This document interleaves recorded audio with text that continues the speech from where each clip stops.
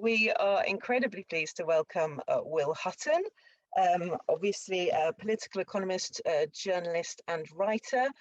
Will, I think that possibly the last time you were in Bath was in conjunction with Lord Andrew Adonis, where you co-wrote a book with him about Brexit. So really, we're really thrilled to have you back once again. And without further ado, I will pass over. We will be doing questions at the end. So if you have questions for Will, please put them in the chat. If you could put the word question at the beginning, that would be really helpful for us to be able to sort of spot the questions and pull them out. But I think that's probably enough of me talking. So Will, I'm going to hand over to you. Okay, well, I've unmuted myself, so I'm hoping you can hear me. Ray, just yeah. Yes, it's fine. Yeah. Well, look, good evening, everybody. I must say, to have 147 people joining a call discussing our prospects of getting back in the European Union 100 days after Brexit is actually it's quite something. And I was thinking this morning, I put out a tweet which some of you may have seen, about the kind of irony and tragedy from, I guess, a collective point of view, that the English nationalists that the Conservative Party has now transmuted into, glorying in wrapping themselves in the Union Jack, are going to have unleashed forces which threaten to break up the Union and actually trash the Union Jack. And I was musing, having sent the tweet out, that actually Nicola Sturgeon may be right when she says that Boris Johnson, if there's an overwhelming majority in the Holyrood Parliament, like there was in the Irish Parliament, actually just in the run-up to, 1916 and all of that, and Irish independence, that it will be impossible for him to refuse a referendum, that he will almost certainly lose it, and then having lost it, he will resign like David Cameron did and hand the whole mess of pottage that he's created onto a successor in the Conservative Party. And actually, it is both and I don't know whether to describe it as, that's the worst case, but I think everyone on the call has to recognize it as a possibility. I note that Plaid Cymru have promised a referendum in Wales before 2026 if they become the majority party in the kind of Welsh Assembly. And we know the story in Northern Ireland that an aspect of the Good Friday Agreement that's come to light is if it's expected that there would be a majority in a referendum in Northern Ireland for the 6 counties to rejoin the Republic, then a referendum is triggered. And that's a treaty provision. So these kind of, in the next decade, one of the consequences of the fallout of Brexit is actually the breakup of the UK.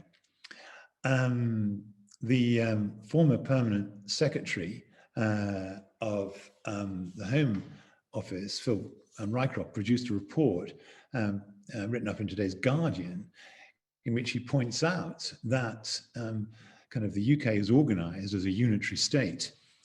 Departments of state in Whitehall are organized on that basis. And actually, there's been zero respect by the English nationalists running our affairs for devolution and kind of creating a kind of intensifying the pressure for fragmentation. All of this was, warned about by all those of us who were, on the Remain side of the ledger. It was disregarded. And actually, in particular, this conflagration in Northern Ireland, where the protocol and being against the protocol has become the new unionist battle cry. And there always had to be a border. It either had to be, in the North Sea, or it had to be kind of a land border, as a consequence of Northern Ireland's contiguity with the Republic. And we all know, everyone on this call, that Boris Johnson lied about that.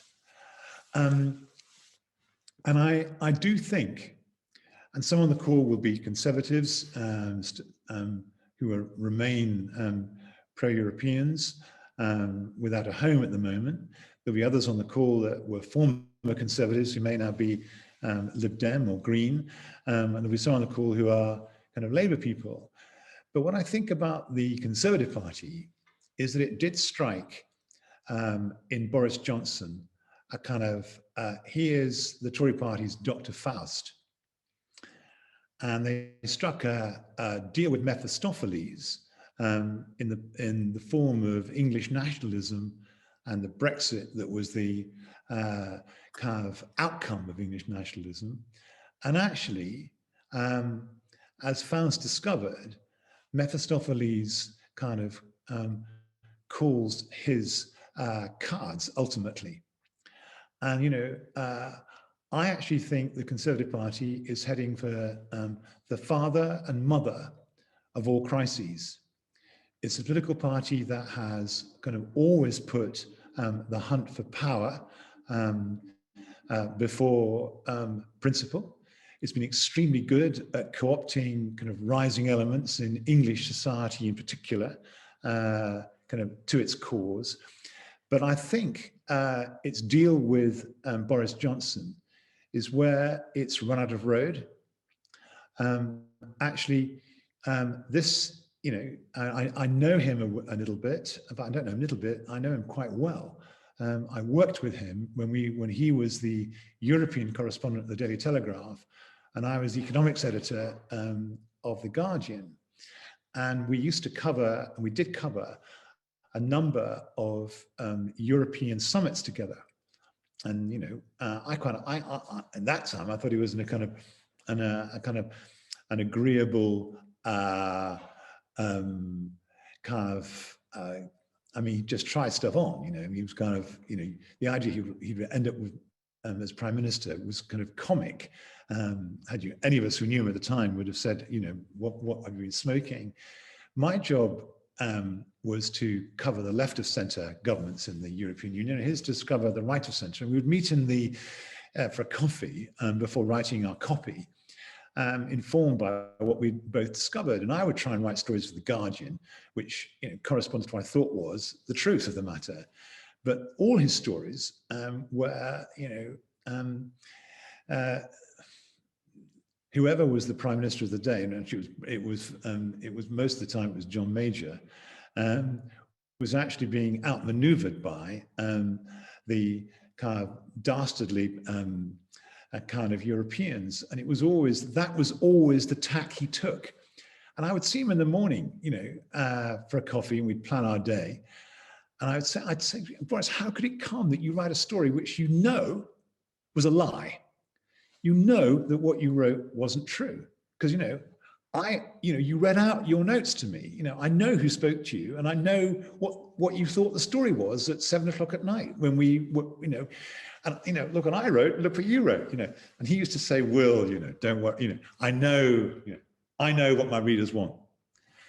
And here is a man who, has built his career in journalism on lies and half-truths, has built his personal life on lies and dissimulation, and actually, has built his political life on actually you lie to get to the next kind of day. And those video clips of him standing with Ulster Unionist leaders saying there won't be a border in the North Sea, which was a lie, is of a piece, with the man that I knew in the early 1990s when we were covering European summits together. And actually, he is a plausible populist. Although I noticed that one or two Tory commentators thought it was out of order that he couldn't even comb his hair as he paid a tribute to Prince Philip. This kind of cultivated air of dishevelment that is kind of utterly false behind the calculation that goes behind being so disheveled at the age of 55. He is the populist. He could win them votes. I know Tory donors who talking about I know a Tory donor who in my role as heading in Oxford College, I came across a number of them having a pleasing breakfast in a garden in North London, saying, well, a group of us think that actually we'll back Boris. If he's a terrible prime minister, we'll get rid of him. But we think that he's popular and he'll win us a general election. And this kind of Faustian bargain that was struck by the majority of the Tory party voting for him as their leader, a man who they all know is a habitual liar. And I'm not going to I'm not going to dissimulate about my words, was a Faustian deal. You'll deliver us a majority in the House of Commons. With that majority, we know the way the British system works. All kinds of spoils fall our way. One donor will become chair of the BBC. Others will be given inside track in the kind of funds for towns kind of arrangements. You can kind of, as David Cameron has shown, you can lobby Tory ministers for favours. The way the British system is set up permits those who have a majority in the House of Commons to kind of dole all kinds of favours and privileges, peerages to their own. And actually, that is such a precious thing that the man who can deliver that, has to be your leader. But I do believe that actually, ultimately, and many decent conservatives will tell you privately that they recognise what they've done. They've actually delivered us a prime minister who is such an habitual liar that he actually threatens the disintegration of our country. And that is and when it happens, he will simply resign and walk away from the mess that he's created. And herein, I think, lies both the menace of what's taking place that we're witnessing, and also for those of us who are committed pro-Europeans and actually, believe in British membership of the European Union and keeping our country together within the European Union, because we're not, we don't believe in Scottish nationalism or English nationalism or kind of European nationalism or French nationalism at that point. We believe in we believe in the neighborliness that comes from disparate kind of cultures coming together in a shared project that is what Europe stands for, and which in a world of emergent kind of powers, US, China, we need to be part of the third counterweight to that, Europe. And there's more to be said about that, which I will say in a moment. It's both the threat and the possibility of the moment. Because I think two things are unfolding simultaneously. That's unfolding, that drama about, who are we the British and what is the country we live in and how do the disparate parts hang together. I mean, there plainly has to be a new constitutional settlement, and it plainly has to happen within membership of the European Union. Only thus can we hold the Welsh and the Scottish kind of together with the English and the Northern Irish together. It may be that Northern Ireland ultimately sets on a different direction with the Republic at some stage in the next generation or two, who can tell. But pro tem, the only way of holding the UK together is a new constitutional settlement within the European Union.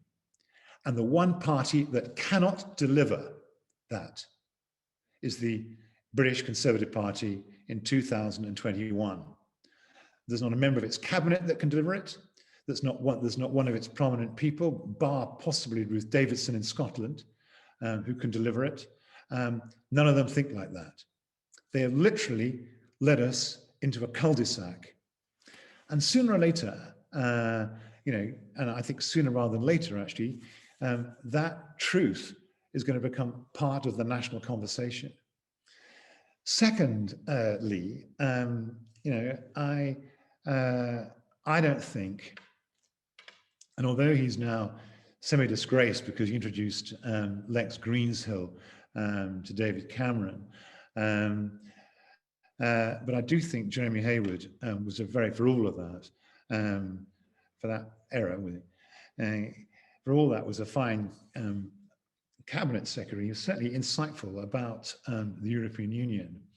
He was an alumnus of Hertford College, which I ran for 9 years.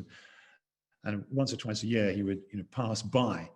And I remember him sitting in my study for over an hour and just saying that he knew I was a pro-European. Even you, Will, he said, have no conception of the kind of depth and intricacy and interwovenness of the UK economy into the European economy after over 40 years of membership of the kind of EU, and in particular, the years of the single market and the customs union.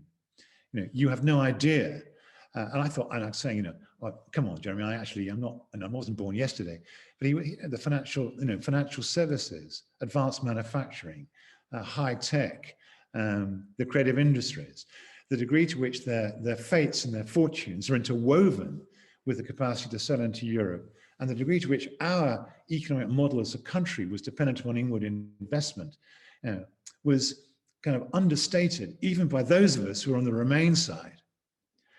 And kind of 3 months into this Brexit, I mean, look at what's happening in the two biggest employers in the UK are financial services and the creative industries. And both those sectors, which employ, north on a broad definition of 2 million people each, both those sectors were completely excluded by the Trade and Cooperation Agreement, the deal. And they were completely excluded because Johnson, in thrall to his libertarian right, who, by the way, are wrong on everything, including, in my view, although we may discuss this if we go down this path, including, I think, their opposition to some kind of certification about who has and who has not had a vaccine.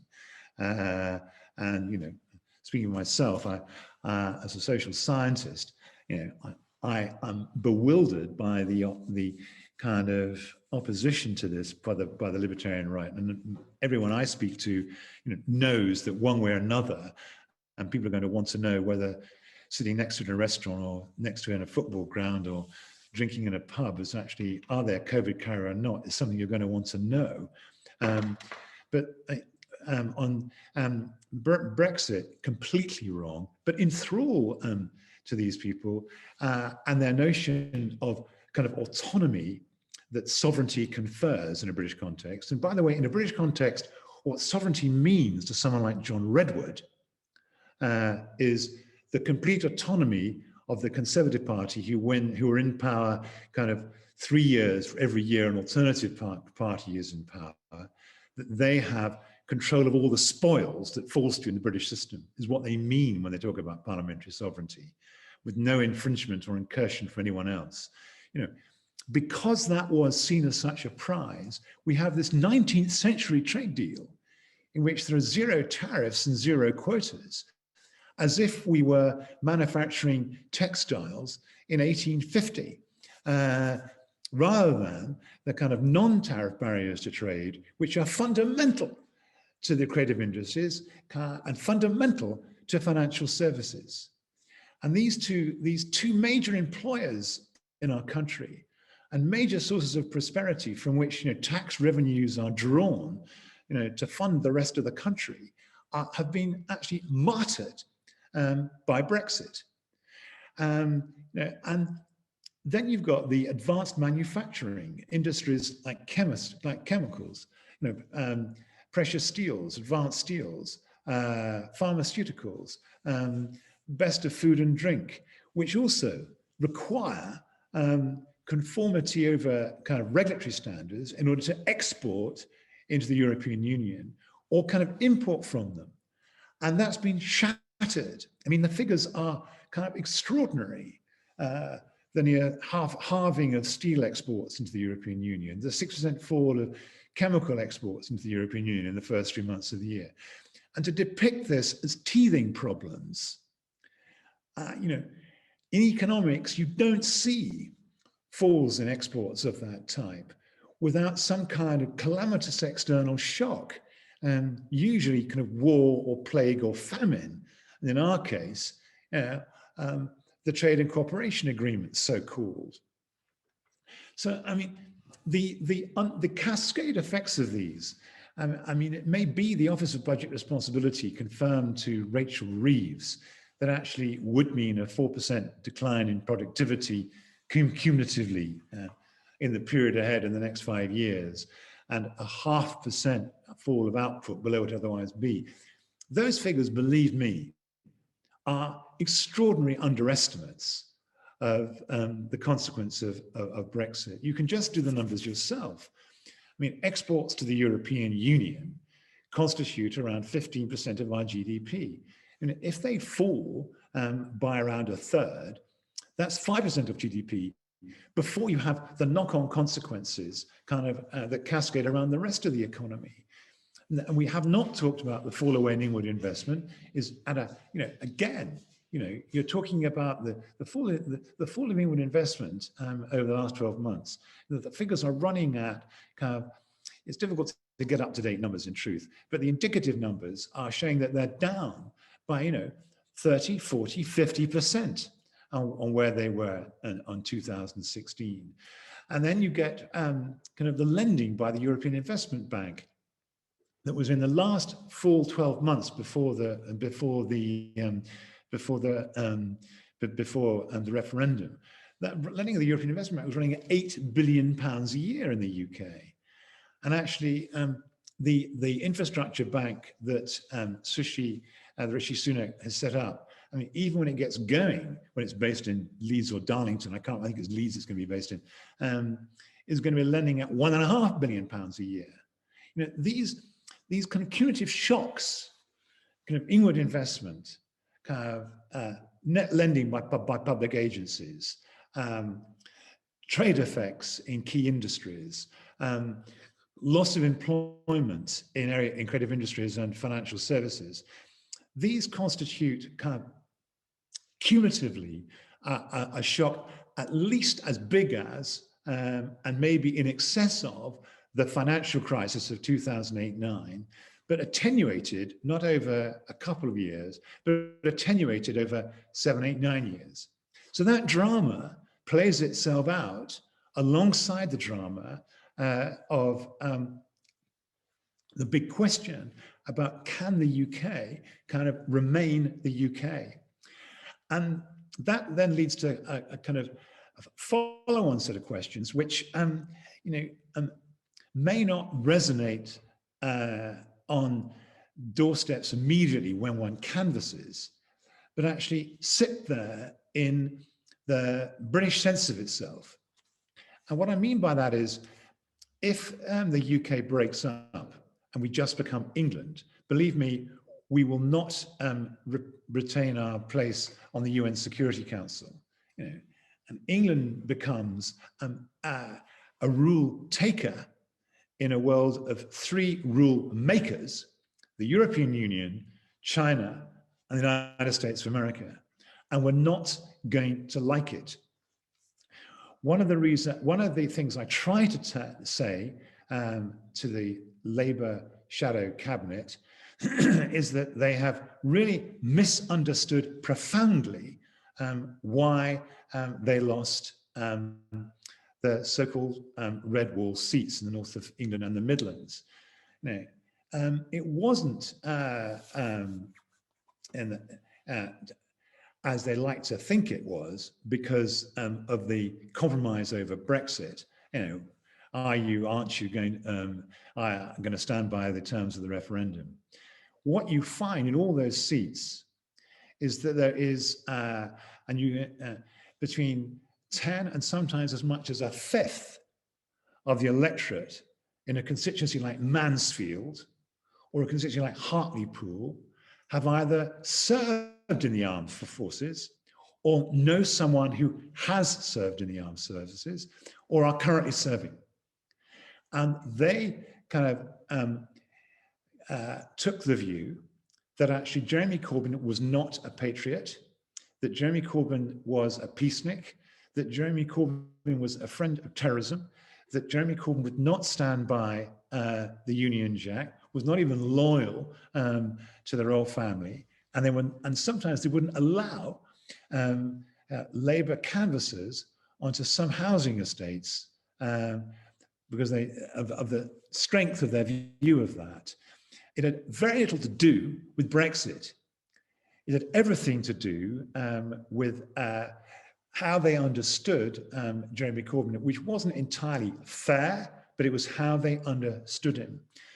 And actually, when the Tory party kind of leads the disintegration of the UK and actually complete marginalization kind of in global affairs, obvious to anyone who takes an interest in current affairs, that will percolate into working class communities and they will not like it. So, you know, those of us who are kind of Remainers, I mean, and I cannot say this more strongly. You know, in the life of a country, there are moments where, you know, you really have to stand up and be counted. And actually, you know, the political argument is not about whether you raise income tax by twopence or threepence in the pound, you know, or you know, how you want to structure the care sector in relation to the NHS, important though those arguments are. Occasionally a country, you know, really gets involved in, you know, existential questions about, you know, who it is, how is it going to hang together, what does it mean to be a citizen in that country, what is its relation to its immediate neighbors, what is its relationship to the rest of the world? And we are at that moment now. And the political talent at the top of the Conservative Party is not, in my view, kind of remotely kind of up to the challenges which it itself has created. And it is led by a man who, you know, faced by, you know, 8 days of rioting in Belfast, you know, did not even want to kind of engage with it, hoping it would go away. And has now kind of offered the most tepid of condemnations. He can't kind of engage with it because to engage with it means you have to engage with the fact that he lied over the protocol. Ultimately, when you make these Faustian bargains with Mephistopheles, which Johnson and his party have made with English nationalism and Brexit, it comes back to haunt you. And those of us who are on this call, those of us who believe in the European cause, those of us who believe in the integrity of our country, who want actually a European-style social contract in our country, who actually really do believe in leveling up and actually recognize there has to be a reset in British capitalism, almost certainly around the principles that European capitalism is organized, and which curiously Joe Biden is doing in the States now. If that's what we think kind of is the only way to hold us together as a national community, you know, what we are kind of keeping this movement alive, kind of being brave enough to say these things in public, for this to become part of kind of the way we understand what's taking place to us is fundamentally important. And here's the piece, I'm going to finish off on this. You know, there will be a general election in 2023 or 2024. In January 2025, we have the renegotiation of the Trade and Cooperation Agreement. My view is that election has to have the assessment of the TCA kind of on the table as a manifesto kind of argument by our major political parties. We cannot allow the Labour Party to go into that general election trying to turn its back on the question. You know, Keir Starmer and the shadow cabinet, you know, cannot be allowed to stand by idly as we go through the consequences of the trade implosion, inward direction, investment implosion, and kind of impact on the industries which require non-tariff barriers to their access to the European market, so fundamental to their being, at the same time as, how are we going to hold our country together? Those questions cannot be dodged. And actually, interestingly, the leader of the Scottish Labour Party has said he wants to vote for him and in Scotland, and he will use his voice in the Labour Party to make the case for rejoining the single market. And the customs union has begun to see an uptick in the polls. And actually, we by having a strong European movement, by actually doubling, trebling, quadrupling its membership over the next kind of 2 or 3 years, by you being prepared to kind of get friends and your networks to kind of join us in the European movement. I'm a member, of course, and actually say these things kind of in whatever circumstance it permits us to say them, and to grow the movement so that we're big enough in 2023 and the run-up to a general election in 2023 or 24 for our voice not to be ignored, and to, as a stepping stone to rejoining the European Union, to the very least, wants to make the Trade and Cooperation Agreement assessment in January 2025 all about the terms in which we rejoin the single market and the customs union, and deepen forms of collaboration, like educational collaboration, scientific collaboration, etc., rejoining the Erasmus scheme, etc. That has got to be a minimum, and it may be, if things turn out faster than we think, that if the crisis breaks over sooner than later, we have to be there to capitalize on the moment. Boris Johnson famously said, when the ball comes out of the back of the scrum, he's prepared to pick it up and try and score, that being about the leadership of the Conservative Party. When the ball comes out of the back of the scrum, that is the kind of seismic mess into which we've been led, we in the European movement, because we are the ones who stand up at this moment in time. What other voices are there? The Liberal Democrats at least are beginning to say it, but Ed Davey is not a convincing spokesman for this, and he only has 3 or 4% of the popular poll. Karen Lucas says it, there's only one of her. We have to say it. We have to make the case. We have to grow our movement. We have to, and ultimately, there are kind of liberal Tories, there are One Nation Tories, there are people in the Conservative Party who recognize the force of what I'm saying, because they share these views too. Talk to Chris Patton, and he wouldn't say much different to what I've said to you this evening. And similarly, Dominic Grieve, no longer a former of the Tory party, would make the same point. So there you are, a kind of Will Hutton kind of view. I mean, you wanted it, you've got it. And I'll turn the light on so you can see me. While I've been talking, it's fallen dark. Thank you very much. Thank you. Thank you, Will. That was really interesting. Thank you very much. As you can imagine, we have quite a few questions that have come through. Anybody else, if you do have a question, just pop it in the chat.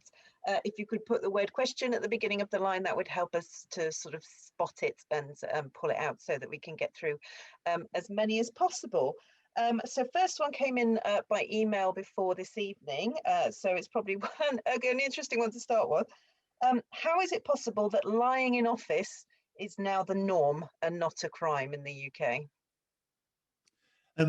Look, I realized I've taken rather longer than the 10 minutes I meant to. I'm very sorry about that. I hope that was okay with you guys. I mean, Chair, you must stop me if I'm going on and on. Look,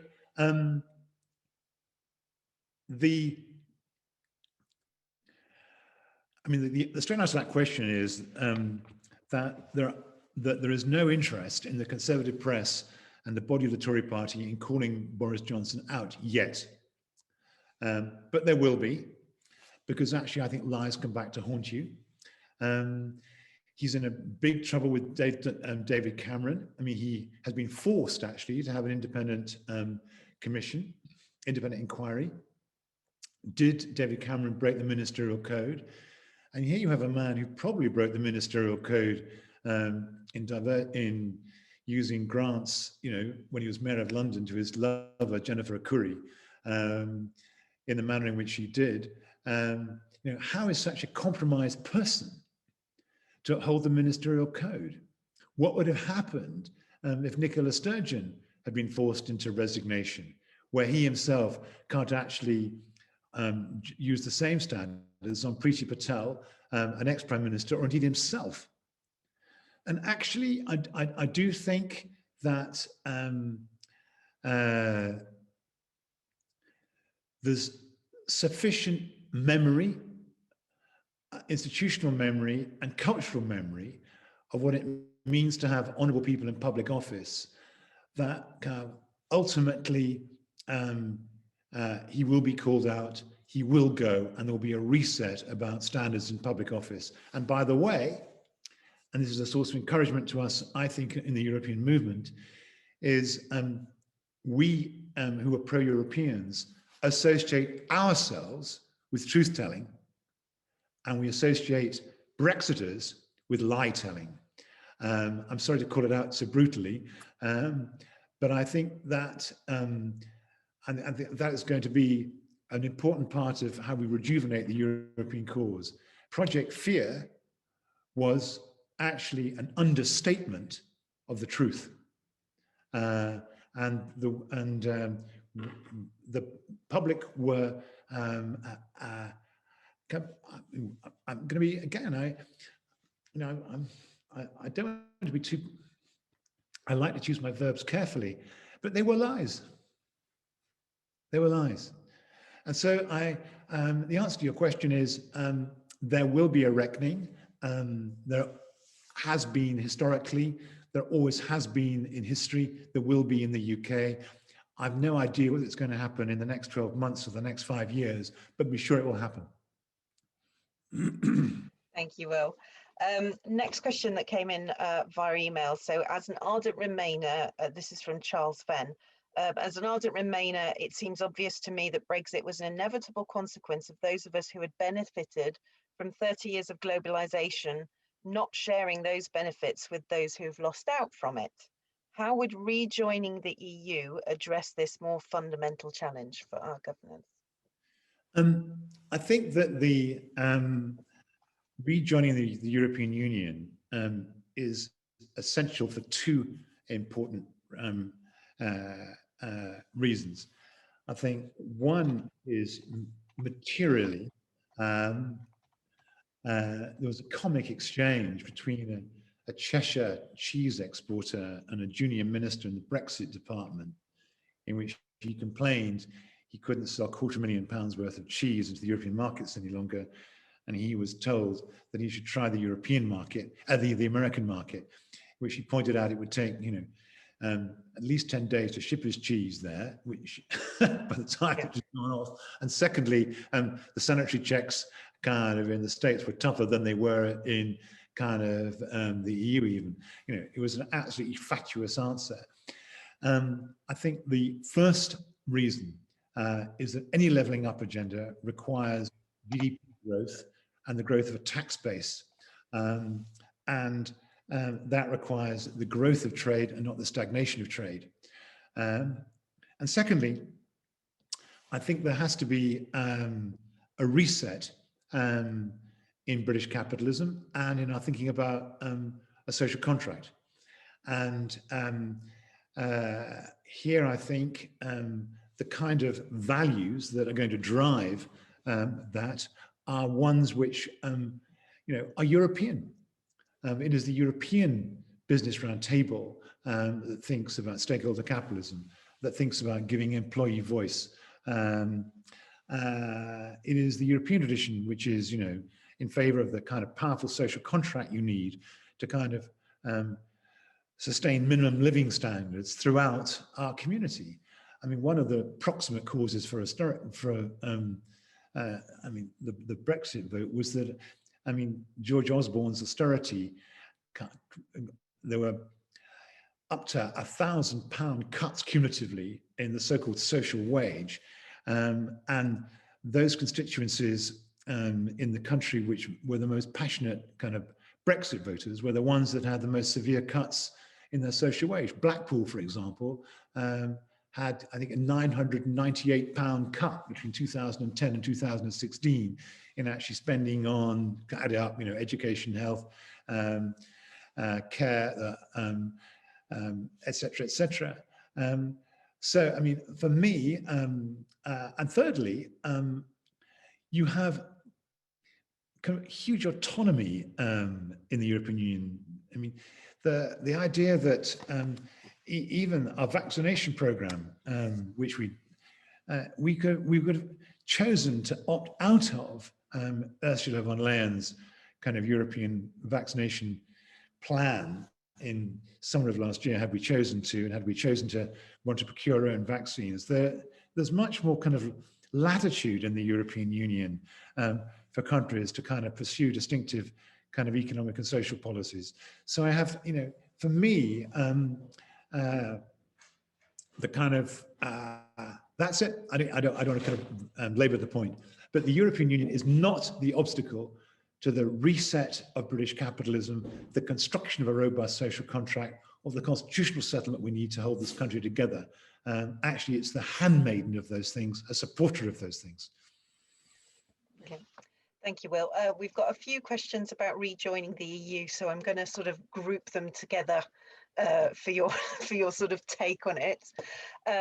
First of all, is rejoining the single market and the customs union the first step that we should be pushing for?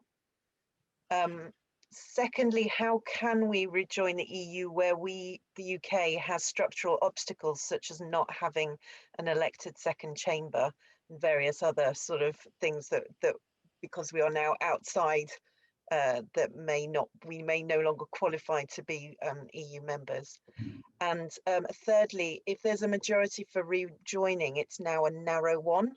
They're basically asking, do you think that we should wait to be pushing for rejoin for there to be a bigger margin of support for rejoin?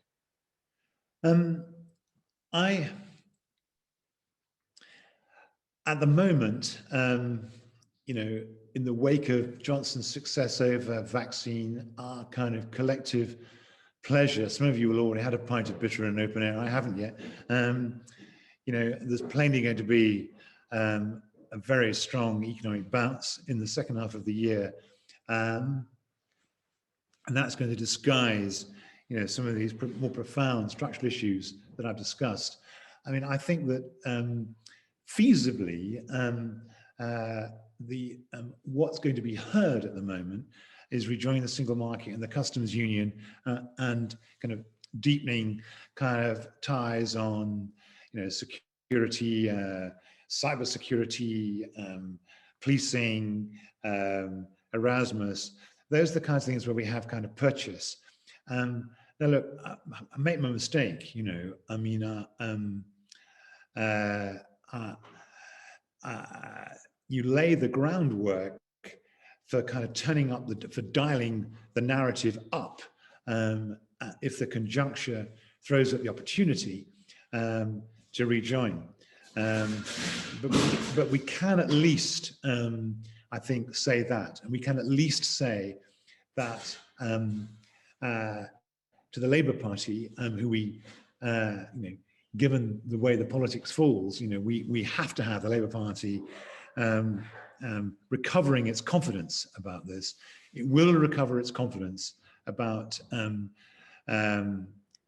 being pro-European if it talks in terms of single market and the customs union. I mean, already you can see kind of Rachel Reeves tiptoeing towards it. You can see the Labour Party in Scotland actually saying it, and Starmer has at last begun to kind of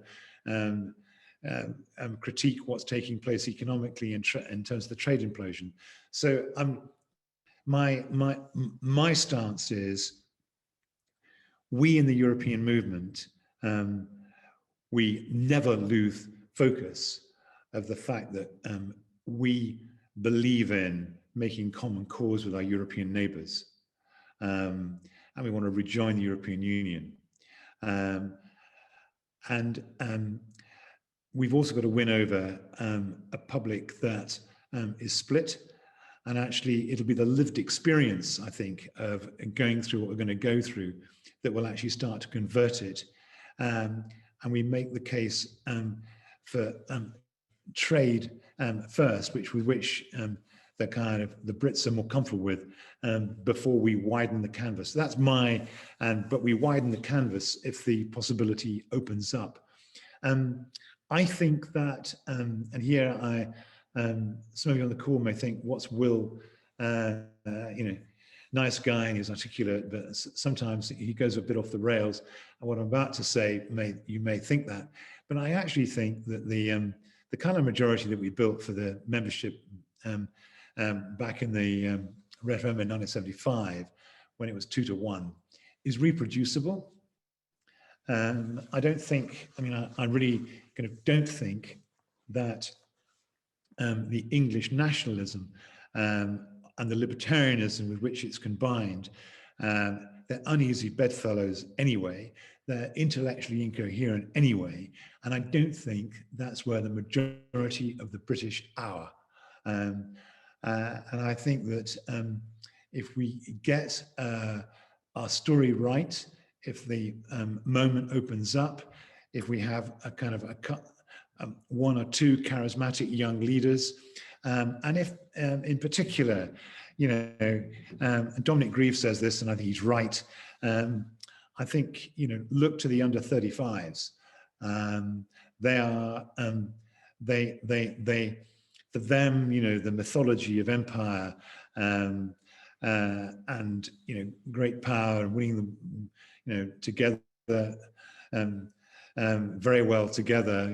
Our man standing on the cliffs of Dover after the collapse of France in 1940, which speaks to so many of the people who voted for Brexit who are over 75. That generation is dying away, and I actually think that the under 35s, where there was always a massive pro-European majority, even in the referendum in 2016, will come to our aid. So, I don't kind of be, I know it seems this is a dark moment, 100 days after Brexit, Johnson riding high in the polls, the vaccine success, but be of good heart. I do think that lots of things point in our favor. And by the way, if they didn't, believe me, the Daily Express and the Sun and the Daily Telegraph wouldn't be so hysterical about carrying on the kind of EU fight as they are. Yes, I think that's probably a good point. So again, I'm just going to group a couple of questions that are sort of along a similar vein. So first of all, how do we undermine public opinion which continues to like Johnson so much? Is there something specific that a new party like Volt UK, for example, should do to grow its following more effectively? And can you suggest an equivalent to Boris, a popular character that can make the hearts and minds argument for Rejoin? I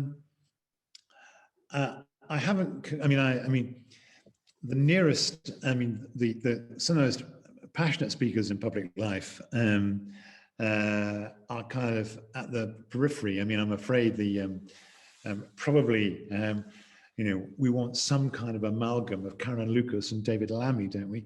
They're the people. Or I like Femi as well, who's kind of. But I'm one of. But again, the story of I'm on this question of a new political party. I like to argue that since 1980, the two most influential political parties in my adult life have been first the SPD, the SDP, that was the grandfather of New Labour. Didn't last long. They merged with the Dems, but without the Gang of Four, and it's Shelley Williams, who I count as a friend. Yeah, I kind of went on holiday with her once. I count Shelley as a friend. And I, very sad about her death. But without the Gang of Four, no Tony Blair. And actually, the Gang of Four were to the left. Shelley was well to the left of Tony Blair. And the other one was Nigel Farage. You know, political parties don't have to win seats in the British system. They merely have to kind of gnaw away at potential majorities in a first past the post system to drive and one of the stories about the rise of English nationalism, of course, in the Tory party, you know, is just that. I mean, is the fact that, I mean, Nigel Farage kind of created English nationalism, and the Tory party felt they had to move in that direction and co-opt it, as it you know did with Oswald Mosley in the 1930s. And sometimes, and I'm going off on a tangent here, but just food for your reflection after the call. And I do worry about what's happening in France and Germany. I mean, you know, Macron's position is not secure, and he's handled the you know, COVID badly, and he could, you know, he probably kind of beat Marine Le Pen, but it's not certain. And again, you know, Angela Merkel has been a kind of stabilizing hand in Germany. You know, when she leaves the scene, and you have, you know, we're going to have German elections in the autumn and French presidential elections next spring. It's not obvious that the new regimes in France and Germany are going to be, you know, as stable and as pro-European as the current ones. And you know, what the Tories at least did was cap the darker forces on the English right and extinguish them. Now, as I said in my preamble, that may be at the cost of breaking up the country, but that they did at least do that. You know, there's a dark underbelly in Europe, always has been, and you know, actually, one of the reasons I want to be a member of the European Union is they need us. You know, talk to the best of the Europeans. You know, the Dutch, kind of the best of the people in France and Italy. Great friends of mine, you know, quite close to Barnier. You know, I mean, they really do mourn the fact that we're not in the European Union, because we need, it's a moment we have all hands to the pump against the darker forces of nationalism that are raging all around our continent. And it's a continental kind of challenge, which faces us all. You know, there's not any place to hide from it any more than there's a place to hide from COVID. So, you know, I mean, I'm to come back to the question, a referendum is winnable. The majority that won it in 75 is reproducible. A new political party, I'm not in favor at the moment. I'm not sure. I want to see how Starmer develops before I call it. But it's not stupid to think in those terms, because there's been two political parties which have been very influential in the last 40 years. And who's to say that a third, an overtly pro-European party, wouldn't have the same impact positively on our cause as the SPD and the Brexit had, kind of on the mainstream politics in the last 40. So, you know, it's not stupid. Great, thanks, Will. Speaking of Sir Keir Starmer, we've had several questions which essentially boil down to, what about the Labour Party? What could Keir Starmer do to oppose Brexit? There's several questions about what should Labour do? Why is Keir not opposing Brexit in a stronger terms? Well, I'm hoping to speak to him privately next week. I don't know whether I will, but I mean, please do. I think he's made the mistake of his life in he should have without doubt abstained. He was misadvised, and I mean, we all know why. And I think I mean, some of you are in business. I mean, whatever walk of life you're in, you know, there are metrics for success. And the metric for success for a political leader is winning votes, and in the British system, winning parliamentary seats. And, you know, he lost 42 red wall seats and led to the Labour Party having its lowest parliamentary representation since 1935. And that's huge. I mean, that is, you know, that's like a university falling into the third division. That's like a business going to the, you know, point of bankruptcy. It's a huge thing. And it's a fundamental shock to the system. It shattered the self-confidence of the Labour leadership. I mean, he was joking today that as a 13-year-old, being on the Duke of Edinburgh award scheme and only having a compass and wandering about in the night in Dartmoor was and not knowing in which direction to go was a bit like being in politics. And it, I mean, I'm afraid that wasn't just a joke. I mean, that's something how he feels.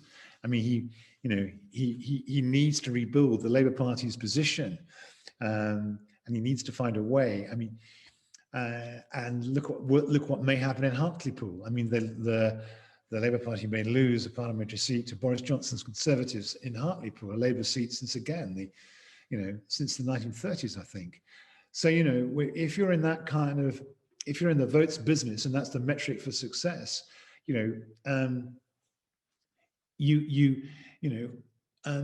think it's a lot of self-confidence to lead from the front and to say, we must rejoin the European Union in the wake of an election defeat of that scale and losing the referendum in 2016.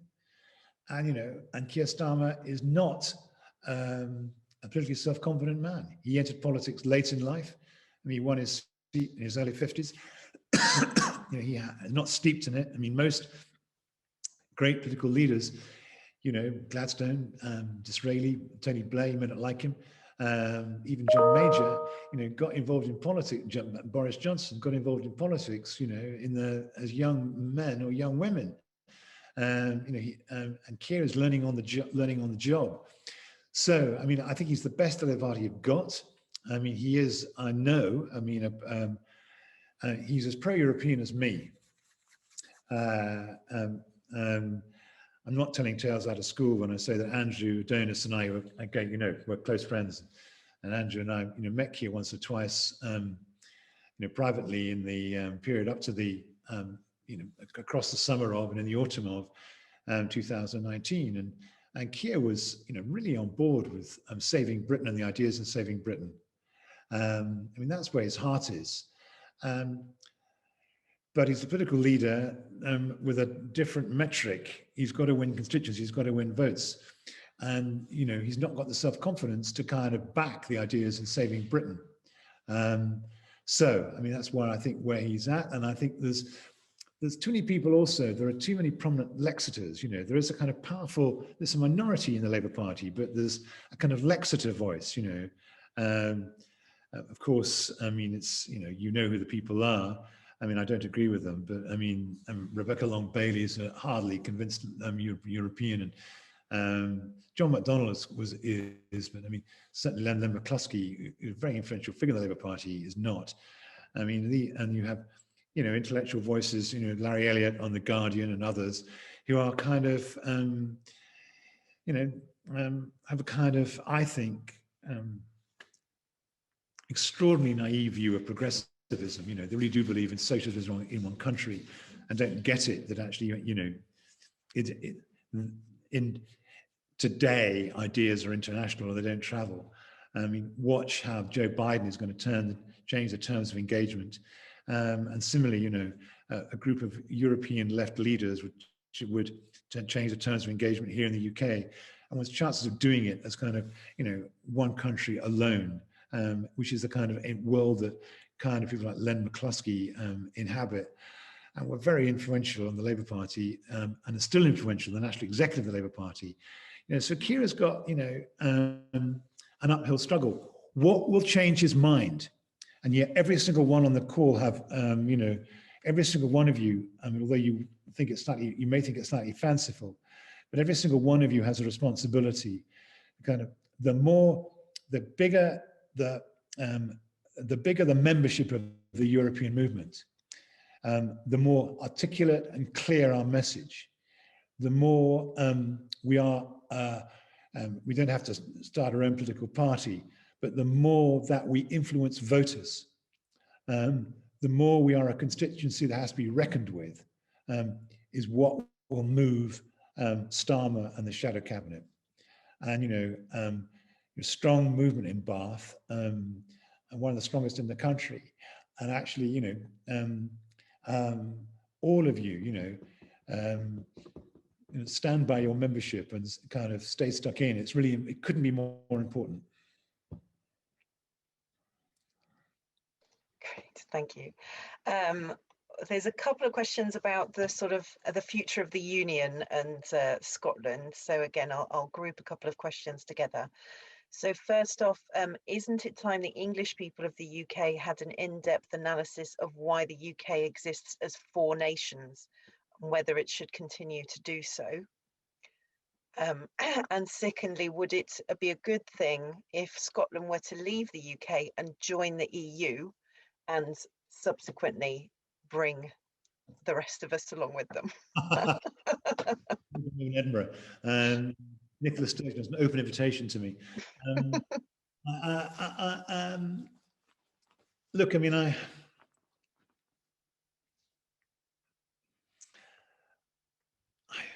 this is tricky, isn't it? I mean, I do understand that argument, of course, and I sometimes ask myself the question: if I was a Scots intellectual, whether I would be a Scot nat. What I think is that I mean, you opened Emma the call by saying only a few more weeks for European friends to claim settled status.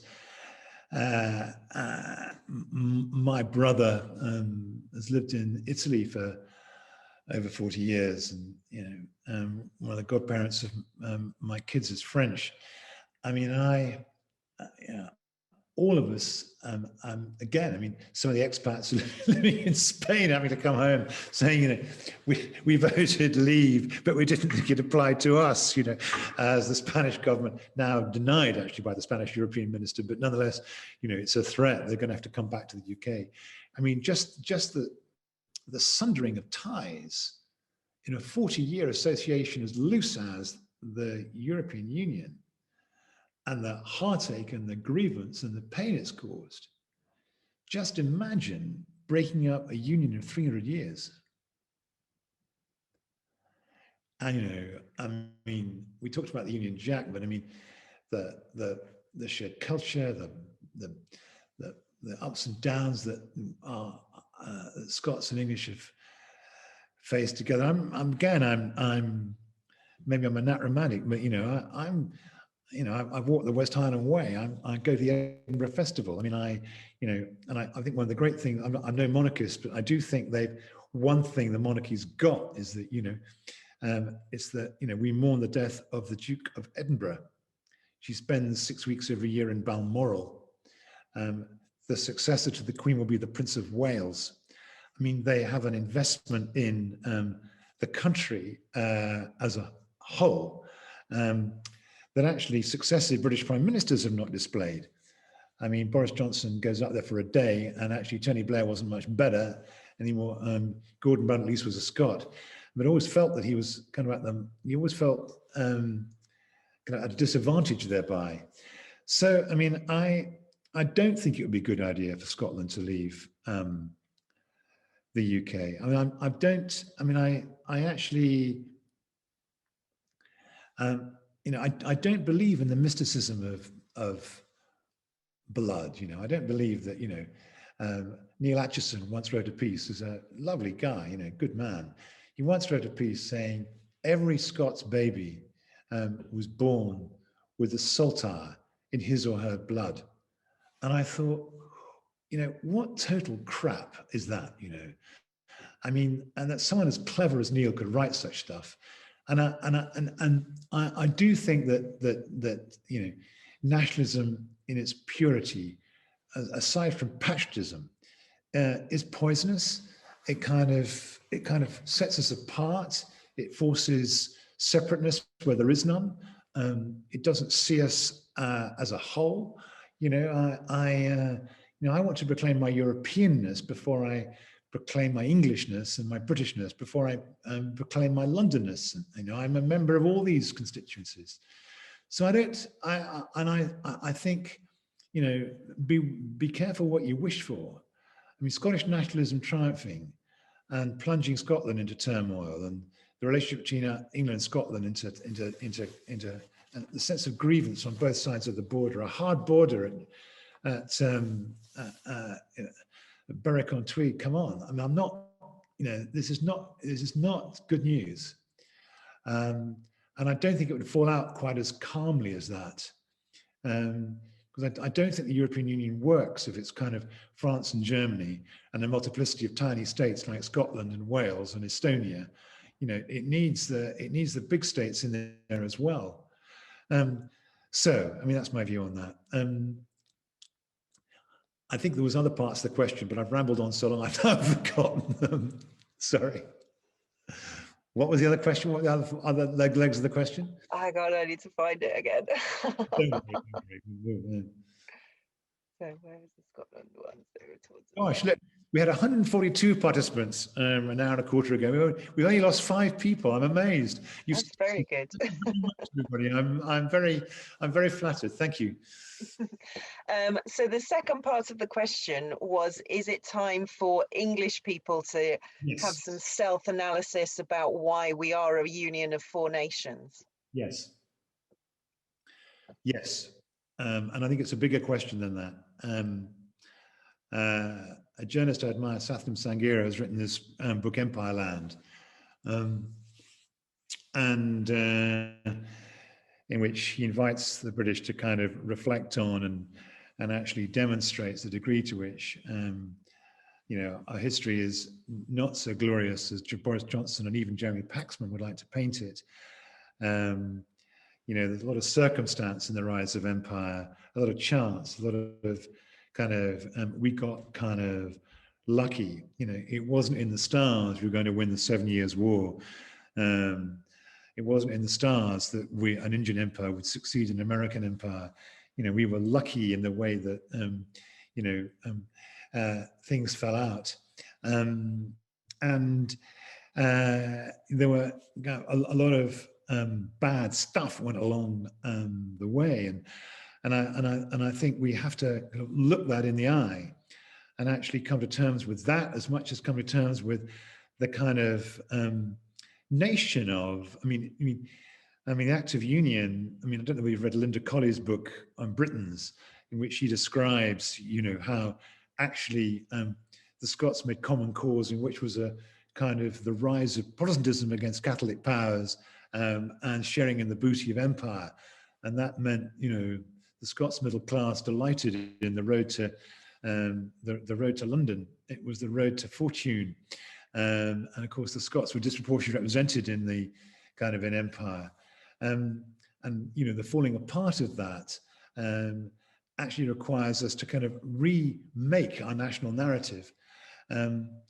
I mean, I personally think that the constitution of the United Kingdom that will have to emerge is one not where, you know, we have imagined regions in England like Mercia that kind of take their place in some kind of Senate in which Scotland and Wales sit. But we'll have to, you know, we in England build our loyalties around cities and our city regions, you know.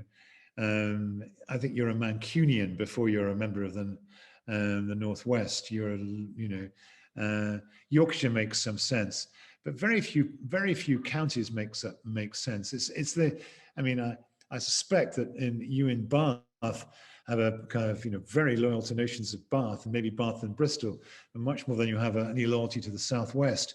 So, you know, some kind of constitution which recognised the importance in England of our city regions. And for the Scots and Welsh and Northern Ireland, you know, their sense of that their countries would kind of work. And, you know, we are pragmatists. There's a kind of reasonableness about the way we've lived up until now that, again, has to be kind of recreated about a kind of a reborn national narrative. So, yeah, absolutely. And the English, most of all, have to revisit their past and revisit their story and recreate a history. In which, you know, our great women and our great inventors and our great scientists kind of play an equal part against our conquering heroes. Yeah, and we stare our ugly history in the face and acknowledge that it happened. Yeah. I realise we're a little bit over time, but I'm just going to ask one question myself, which is sort of linked to what you've said. Obviously, with a constitutional review, I personally believe, and many do, that it should include proportional representation in there, very much so. And obviously the route to PR goes through the Labour Party. So Do you believe we will get Labour on board with PR soon so that we can push this forward? Because in my view, it's really crucial to making any of the major changes in this country. I do think that I mentioned the Rycroft report at the beginning of Philip Rycroft's report on, the notion that kind of English nationalists running a unitary state in which winner takes all, and which there's no sense in which you cut deals and kind of develop shared programs, has actually, at the root of what could be a very profound political crisis. And I do think it'd be much healthier if we had proportional representation for our political system. Your vote would matter. You would have to, the kinds of coalitions that we've built to build national governments would represent streams of opinion that had to make where the compromises were out there in the open, rather than the kind of Faustian bargain that the Tories have struck with Boris Johnson, and which actually,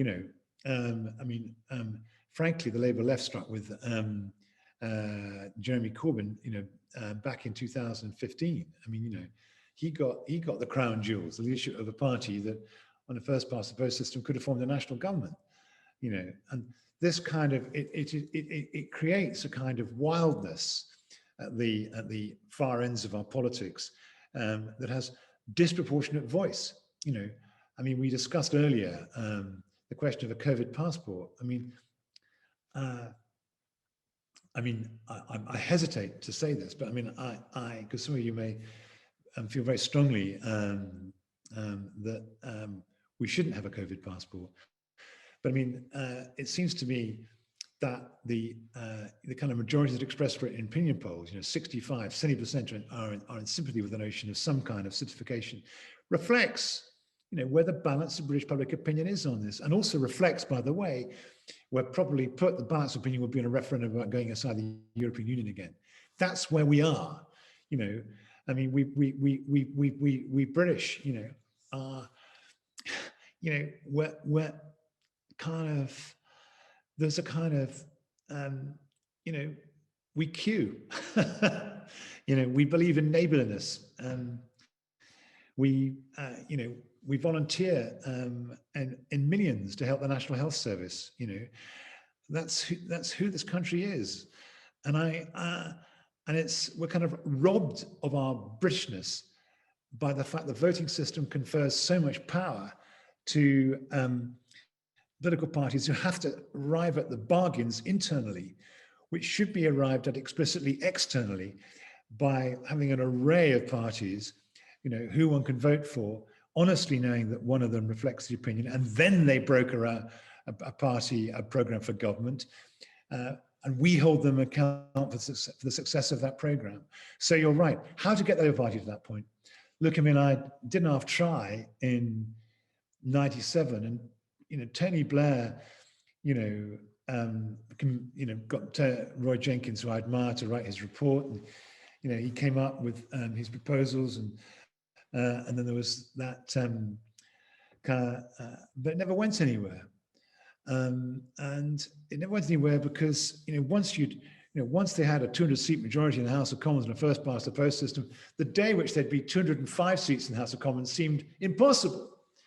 And there we have it. And Linda Collier's next book, which I'm currently reading and which I recommend to you all, is a book about constitutions and actually how you arrive at a moment where a country has to have a written constitution with the voting system that goes with it. It's called The Pen, the Ship and the Gun by Linda Collier. And what she says is that written constitutions have emerged across history in all countries where they've had, as a consequence of a national failure. Thus the German Constitution, or the American Constitution as a result of civil war, of an American War of Independence, and thus a moment. War or failure have been the kind of what's incubated a constitution and a constitutional settlement. It's only going through the searing experience of that And I think it will be the searing experience of what we're going to live through over the next 18 months and 2 years, 3 years, that will generate the circumstance where there really will be a constitutional convention. And at that constitutional convention, the kinds of things that, that you're discussing, a fair voting system that's proportional. There's no perfect voting system. That will be the moment when we generate it. And by the way, I think, although we can't, the European movement, in a way we have to stay, making the case for Europe, but we hold in the back of our mind that along with the case for Europe sits the case for a written constitution and a fair voting system. And by the way, the entrenchment of human rights, the entrenchment of freedom of speech and freedom of assembly. And by the way, the reset of our capitalism around, purpose and, a social contract that, works for the universe of Brits. These things are part of the constitution of the mindset of Remainers like us, and we have to kind of hold it. But I don't think it can, although we hold it kind of as part of our portfolio of views. The flagship in which carries our views has to be association with the European mainstream and rejoining the European Union. And behind that flag, the rest of what we want will flow. On that eloquent note, I think we'll call it an evening. Thank you very much, Will. That was incredibly wide-ranging conversation. I'm sorry if we didn't get to everybody's questions, but it was really interesting. Thank you very much, Will, for joining us. So I think, I'm going to remove your pin. So thank you very much to everyone. As I said, we'll have recorded this session, so we'll share it on our YouTube channel shortly. Just as a reminder, on Sunday, the 2nd of May, we have our next Euro Cafe with Aletta Stevens, who is part of the Bath Alkmaar Twinning Association. And then on Tuesday, the 11th of May at 7:30, Peter Oborn is joining us. He's a journalist for, I think, the Telegraph and the Daily Mail, who's written a book recently about the post-truth era that we live in, which we touched on this evening with Will Hutton. So I really hope that you'll join us for those. All the details are on our website, or you can look up our Facebook group and everything. On YouTube, you just search Bath for Europe and our channel should show up. It's pretty straightforward. I have to say, could you print out the chat? I don't know whether I'd love to see what was said on the chat. Yeah, so if on your computer at the bottom right, you should have 3 little dots at the bottom of the chat, and then you can save it. So you can peruse it at your leisure. It was quite a lively chat. Yeah, okay. I'll save chat. Okay, I'm saving save chat, and then it'll come up on your computer when I close the meeting. Well, look, I just want to say thank you for listening to me. I'm not sure all of you will agree with everything I said, but I hope you found it interesting, and and thank you for so many of you sticking with it. It was a lot. It was extraordinary, that so many of you stuck with it. So thank you so much. And I'm wondering if I'm sure I know some of you on the call too. I couldn't get to all of you. I couldn't see all of you. But thank you, and I enjoyed it. I'm going to. Lovely. Thank you very much, Will, and thanks everyone for joining us. And please join Bath for Europe for another event very soon.